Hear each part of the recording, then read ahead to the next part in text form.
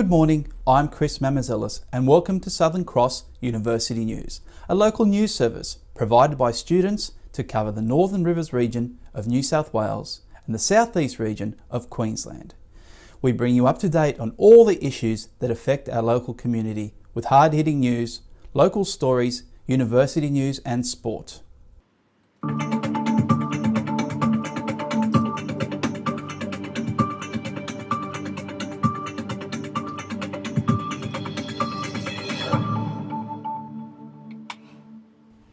Good afternoon, I'm Carlin Major and welcome to Southern Cross University News. Well, there is no doubt that the Lismore community spirit has shone through in the recovery from the recent floods. I was on campus today for the Welcome Back Wednesday event. The student services at the university have shown their support for students affected by the recent floods in the region by holding an event in the Goodman Plaza today. Welcoming students back to campus following study week, flood recovery services and support were made available to students. The event, held by the Lismore and External Student Association LEXA, SCU Counselling and the SCU Chaplaincy Service, intended to help build morale on campus following the natural disaster. It's important to support students in times of hardship, and we're hoping by holding this event that we've been able to put some smiles on students' faces and connect them with the support services that's available to them. Local services, including the community group Lismore Helping Hands, the Flood Recovery Centre and the Emergency Chaplaincy Service, were available to offer emotional and physical support to those students affected by the floods. Michael Jones is a welfare door knocker with the Lismore Helping Hands, and he has been helping students throughout the afternoon. Making sure that they're aware of what services are in place and available, but more importantly making sure that they're coping emotionally well with the trauma of grief and loss that everyone's been through. The Welcome Back Wednesday event ran in conjunction with LEXA's free weekly barbecue. Students enjoyed free massages and other social activities whilst listening to live music by local musician and SCU student Dylan Pinkerton. There's been a lot of support for a lot of people, especially in disaster situations. Yeah, it's been great. LEXA is just great. I just love the way that they support the students. It feels like such a community here. The university and wider community have today rallied together to make sure students know they are supported in getting back on their feet. Even after everything has been packed up, it's the emotional support that really does play an important role in the recovery process. I'm Carlin Major, reporting for SCU News Lismore.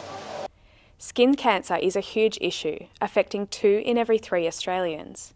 And with global temperatures expected to rise in coming years, the Cancer Council is predicting that the risk of developing skin cancer may increase. Chloe Jagar reports. More than 2,000 Australians die from skin cancer every year. While Australians love the outdoors, our active lifestyle comes with a risk. And the Cancer Council is warning that the risk of skin cancer may increase in years to come, with doctors agreeing. What we've got is what's called a demographic bulge, that we still have a large population of baby boomers and Gen Xers who haven't reached the peak years of skin cancer production, unfortunately, and we're going to see an increase in Australia before we see a decrease. With temperatures in Australia expected to rise by a top of 1.5 degrees by 2030, the increased heat may lead to people wearing less clothing and increasing their sun exposure, thereby increasing their risk of skin cancer. All we can do is encourage people to do the right thing and educate them, and hopefully we'll get better outcomes. According to the Australian Bureau of Statistics, skin cancer is the most common form of cancer in Australia, making up almost 1/3 of the cancers that Australians have. And, according to the Cancer Council, 2 in 3 of us will be diagnosed with skin cancer by the time we reach the age of 70. Many Australians have been impacted by skin cancer. John Quarry is one example. Well, I suppose over the last 15 to 20 years, I've had quite a few cut off, basically from my face mainly, and mainly basal cell carcinomas. I do try and wear a hat when I'm outside in the sun or I go fishing or something like that. And I'm very protective of my grandchildren slip-slopping and slapping. The Council's advice on how to reduce UV exposure can be boiled down to 5 easy words: slip, slop, slap, seek and slide. You should slip on clothing, slap on sunscreen, slap on a hat, seek shade and slide on a pair of sunglasses. The Cancer Council has identified one positive trend regarding skin cancer amongst Australians. Due to sun protection campaigns, statistics show many young people have reduced their exposure to UV radiation, meaning we can get back to doing what we love without risking our health. I'm Chloe Jager, reporting for SCU News. Since the recent floods in Lismore, people and businesses are attempting to restore normality in their lives. Thankfully, many organisations have come to the Recovery Centre to provide locals with a variety of support services. Elise Hodgson reports. The floodwaters may have receded, but the people of Lismore are still grappling to restore normality. A disaster recovery centre has been set up in East Lismore with a number of organisations on hand to help. The Salvation Army is among those providing support here in Lismore as well as in Murwillumbah. I spoke to Lindsay Reeves about the services they are providing. Helping out with people who are looking for groceries and some clothing in kind, which we can either supply by a voucher or they can head up to our church up and get an Alabar if they're mobile and receive those. The clean-up continues in Lismore. The council has announced they will have free tip days until the end of April. Still people who are displaced from their housing, and are struggling with getting back cleaned up and getting back in. Legal aid are among the services available at the Recovery Centre. They are advocating people don't give up despite any no's that they may be hearing from their insurance company. Come talk to us, let us put it in there and give it a chance instead of just, I don't have it, forget it. As people get back into their homes, attentions are turning to their livelihoods and restoring local businesses. The national government has announced the availability of Class C grants. The Rural Assistance Authority will accept applications until the 13th of October. The New South Wales Government has arranged an insurance forum to be held at the Lismore Recovery Centre on April 27th from 6 until 9 p.m. This collaboration between the Council, the Government and insurers will provide one-on-one support for policyholders. A similar forum is to be held the following evening at the Tweed Heads Recovery Centre. I'm Elise Hodgson, reporting for Southern Cross University News. The Lismore and External Student Association have held their annual general meeting today at the SCU campus in Lismore. The association will elect representative students to their committee, as well as discuss how students' compulsory fees are spent. Southern Cross University students have gathered this afternoon at the Lismore campus for the Lismore and External Students Association annual general meeting. The association, more commonly known as LEXA, represents all SCU students as discussed by newly elected Vice President Michael Jones. The committee are students themselves and they're to provide a voice of the general students on campus. New LEXA President Alex Hammond explains the role LEXA plays. We're the student governing body of the other clubs here at the university. We manage projects, also events at the university. One of the key aims of today's AGM is for LEXA to designate representative students. Today's purpose was to elect new committee members for the committee, students who are wanting to be engaged on the campus. The services and support provided by LEXA are funded by the Student Services and Amenities Fee, or SAF, which is a Commonwealth Government legislated fee and is compulsory for all students to pay. The funding comes from SAF, which is paid by the students as part of their fees, is allocated to go back into supporting them on extra services. LEXA's Marketing and Engagement Coordinator, Rihanna Poole, says student engagement with LEXA has been a little slow to develop. Yeah, we're finding that since we've only been established for about 5 years, it's taken us a while to build it up. But now we're finding increasing numbers and our membership's growing. Michael Jones believes that students will be well advised to become more engaged with representative bodies such as LEXA. All this funding is their funding, so it's, it would be important for them to have a say how their money is being allocated. Today's AGM at the Lismore campus shows the continuing growth of LEXA as a representative student body. This is Chris Spitt in Lismore reporting for Southern Cross University News. After the devastating Lismore flood that took place only a few weeks ago, the road to recovery has been not only a fight but a tiresome process for many locals and businesses in the area. The road to recovery has been challenging for all in the heart of the Northern Rivers. Lismore is now slowly recovering from the flooding caused by ex-Cyclone Debbie. Numerous residents, as well as small businesses, have been seriously affected. However, the fight to clean up has begun. I mean, it's a devastation for the whole town, but lots of people look at the positive sides, like the community and helping each other, and humans are wonderful. The support from businesses in the area has allowed locals to feel back at home, and this is what is needed in order for the community to come back stronger. We've been able to go back and clean probably from Sunday Mondays when we've first been able to get in here and start the cleanup. Correspondingly, Black Sombrero, a Mexican restaurant on Keene Street, reopened its doors only a few weeks after the flood.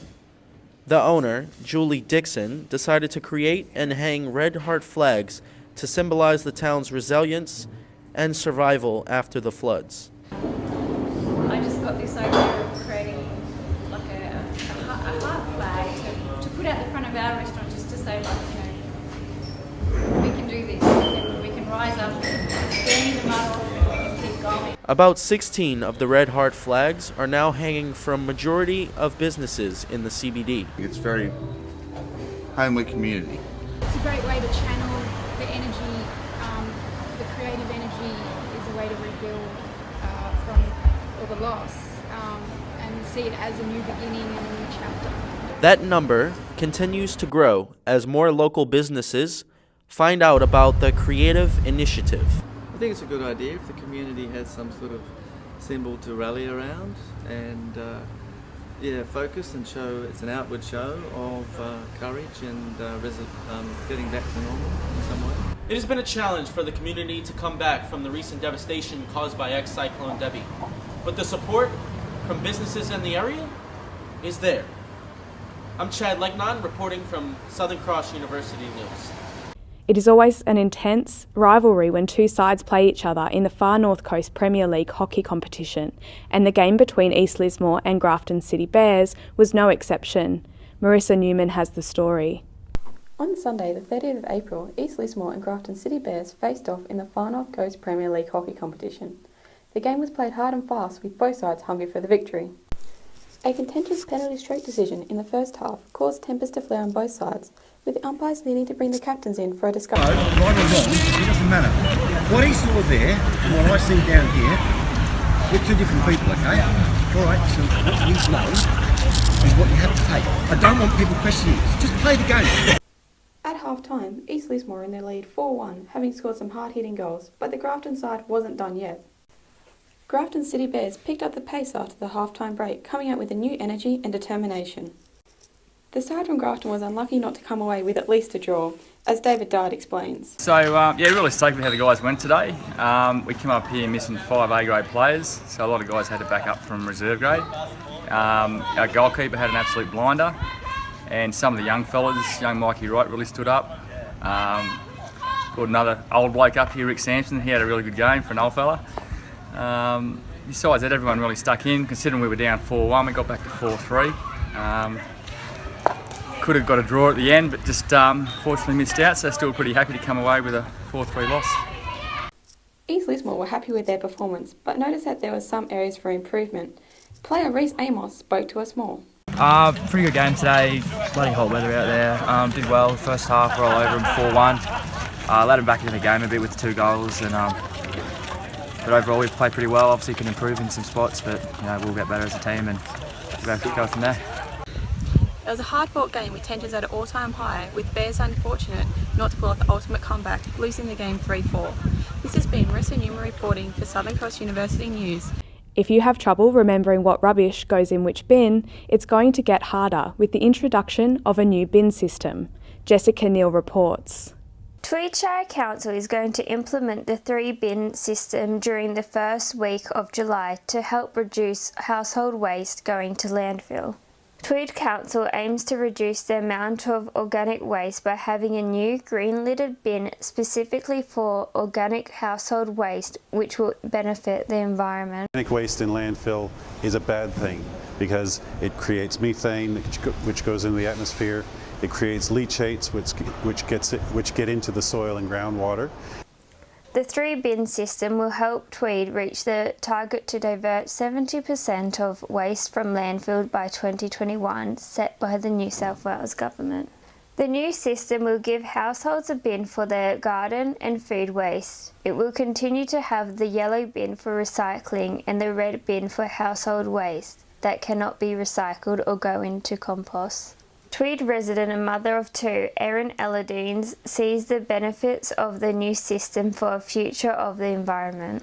Oh look, I believe that the 3-bin system is going to be beneficial to everybody. I personally have about 50% of my household use being organic reusable material. Food and garden waste are the largest proportions of waste going to landfill from New South Wales homes, with reports showing that the average household produces around 23 kilograms of waste each week. Tweed will be joining the 28 other New South Wales councils that have implemented the 3-bin system, including Ballina Shire, Byron Shire and Lismore City in northern New South Wales. The organic waste will be processed at the Stotts Creek Resource Recovery Centre to make nutrition-rich compost for the community.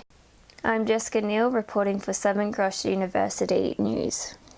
Friends of the Koalas, a non-for-profit organisation that works for koala conservation in the Northern Rivers, has received a funding boost, allowing them to expand their operations and build a new administration and education centre. Narelle Johnson has the story. Established in 1986, Friends of the Koalas have become the leading organisation for koala conservation in the Northern Rivers. Funds from the Pat Barnage's bequest and an $80,000 grant from the Australian Department of Infrastructure and Regional Development have allowed them to build a new education centre. This building is going to be, the focus is going to be educating the community about koalas, about how they can actually help ensure that the koalas will survive into the future. It's about taking over all of our admin areas. So the tourist component of it is really quite strong. But the other side of it is that we're taking on for the first time a permanent staff person. Plans are underway to expand the capabilities of the care centre for the benefit of the koalas. Once this area is cleared of all the administration, which is going to be going to the new building, we're hoping to be able to install a workbench here to actually have vets coming to the care centre. We're also hoping that eventually we'll be able to knock a wall out and have a large viewing window that people can come by and see what's happening when the vet is working on the koalas.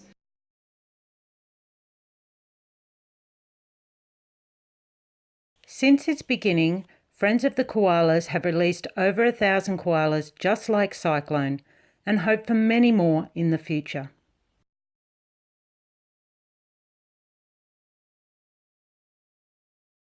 With increased tourism, better education facilities and a quieter care centre, hopefully we'll start to see more koalas in trees like this, where they belong. I'm Narelle Johnson for Southern Cross University News. The Liverpool Football Academy at Southern Cross Sports Centre in East Lismore is fostering youth development in the far north coast. The academy has entered 3 sides into the Gold Coast Junior Premier League. Thibaut Bertier reports. The Liverpool International Football Academy program at Southern Cross Football Centre is in full swing. Teams aged 10 through to 15 train at the academy, with 3 sides competing in the Gold Coast Junior Premier League. Head coach James Gow is impressed with the quality of the academy's JPL sides. We're very fortunate that we've got a strong group of players, and we think that the next level and next challenge that we can give them is competing up on the Gold Coast.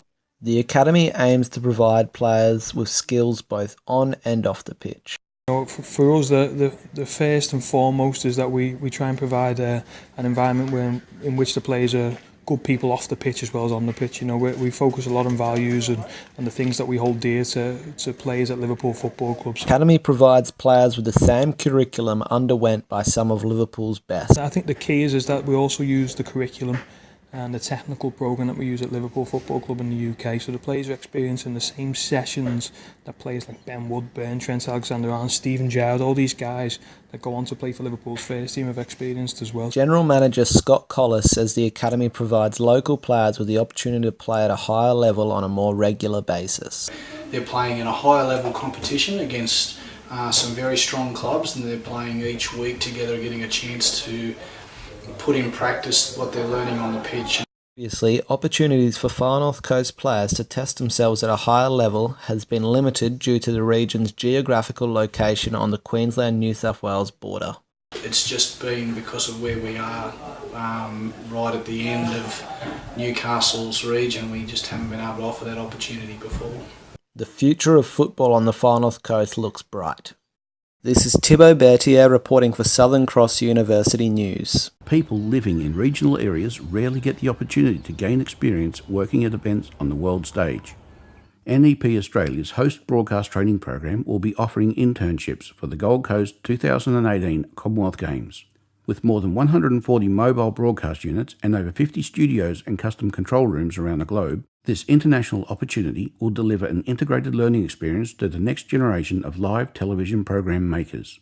NEP Australia is coming to Lismore to give locals a chance to work with one of their mobile broadcast units while filming 2 football matches. The Liverpool International Football Academy is a collaboration bringing together the teaching expertise of Southern Cross University with the well-known coaching philosophy and methodology of the Liverpool Football Club. Scott Collis explains how this event will benefit the Liverpool Academy. We see NEP event as an opportunity to showcase what we're doing here and also to engage and connect to the university, giving a chance for our university students to see the facility here and our operation as a teaching resource. Southern Cross University Associate Professor Grayson Cook expresses how this event will enrich media students' knowledge, skills and experience. This event will give students a really great hands-on experience in a kind of media production which takes it outside of the studio. On-campus students at Southern Cross University get great experience working in the university's television studio. Students will gain a really diverse experience of a live multicam filming event, and they'll get incredible mentoring from professionals who work on sports media events every day of their lives. This rare opportunity to work with a worldwide broadcaster like NEP will have Lismore locals queuing up. The added incentive to earn a possible internship with the Gold Coast 2018 Commonwealth Games will mean many will miss out. In Lismore, I'm Brett Rouse reporting for Southern Cross University News. I'm Carlin Major and you've been watching Southern Cross University News.